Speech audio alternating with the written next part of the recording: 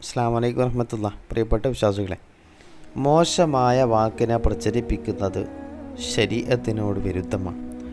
ഒരാളെ ദോഷമാക്കിയിട്ട് മോശപ്പെടുത്തിയിട്ട് ഒന്നും പ്രചരിപ്പിക്കാൻ പാടില്ല. അല്ലാഹു സുബ്ഹാനഹു വ തആല സൂറത്തുൻ നിസാഇൽ പറയുന്നുണ്ട്, ലാ യുഹിബ്ബുല്ലാഹുൽ ജഹറ ബിസ്സൂഇ മിനൽ ഖൗൽ ഇല്ലാ മൻ ളുലിം.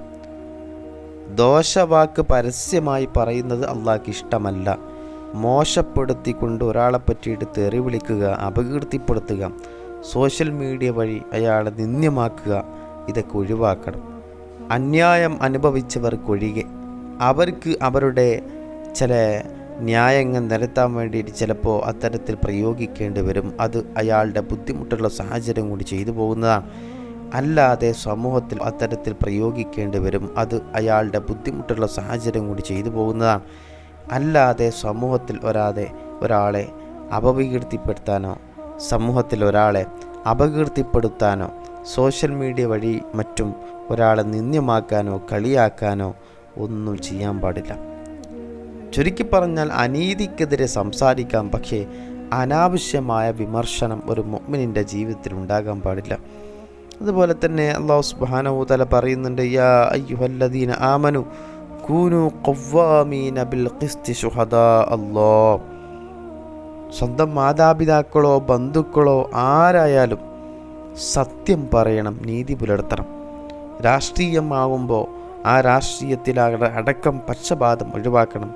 സമൂഹത്തിൽ ഒരാളെ മാറ്റി നിർത്തൽ ഒഴിവാക്കണം. സാമൂഹിക സാമ്പത്തിക രാഷ്ട്രീയ മേഖലകളിലൊക്കെ സത്യസന്ധത കാണിക്കണം, നിർത്തുന്നവരാകണം. നീതി എവിടെയാണോ ഉള്ളത് അതിനെ നിലനിർത്തുന്ന ആളുകളാകണം എന്ന് വിശുദ്ധമായ ഖുർആൻ പറയുന്നുണ്ട്.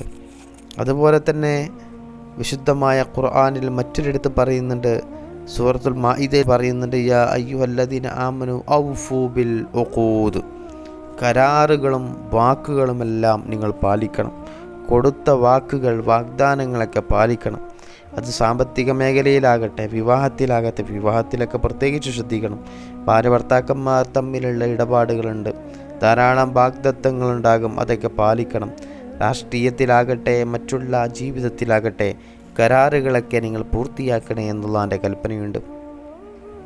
അതുപോലെ തന്നെ വിശുദ്ധമായ ഖുർആനിൽ അല്ലാഹ് പറയുന്നുണ്ട്, ലാ യജ്രിമന്നകും ശനആനു ഖൗമിൻ അലാ അല്ലാ തഅദിലു. ഒരു സമൂഹത്തോടുള്ള വൈരാഗ്യം നിങ്ങളെ അനീതിയിലേക്ക് നയിക്കാതിരിക്കട്ടെ.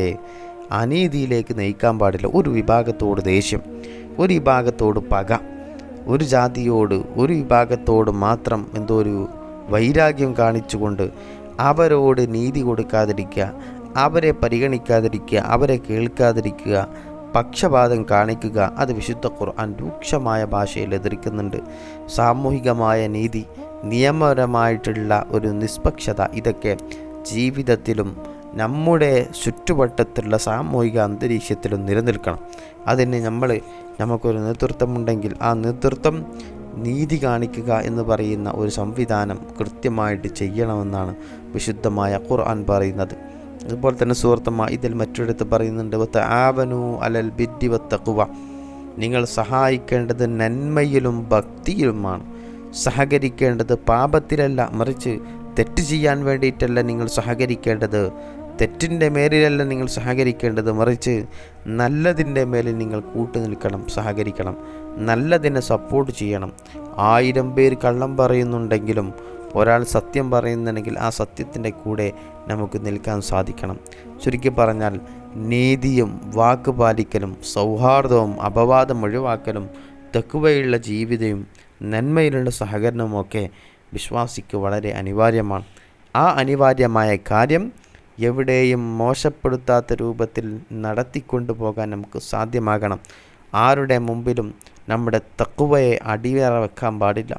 നമ്മുടെ തഖ്വ അത് മറ്റുള്ള ആളുകളെ ആക്ഷേപിക്കാൻ വേണ്ടിയിട്ട് നമ്മൾ ഉപയോഗിക്കാൻ പാടില്ല. തഖ്വ ഉപയോഗിക്കേണ്ടത് ഇബാദത്തിൻ്റെ ഇഖ്ലാസിന് വേണ്ടിയിട്ടാകണം. അല്ലാഹു തൗഫീഖ് പ്രദാനം ചെയ്യട്ടെ. അസ്സലാമു അലൈക്കും വറഹ്മത്തുള്ളാഹി.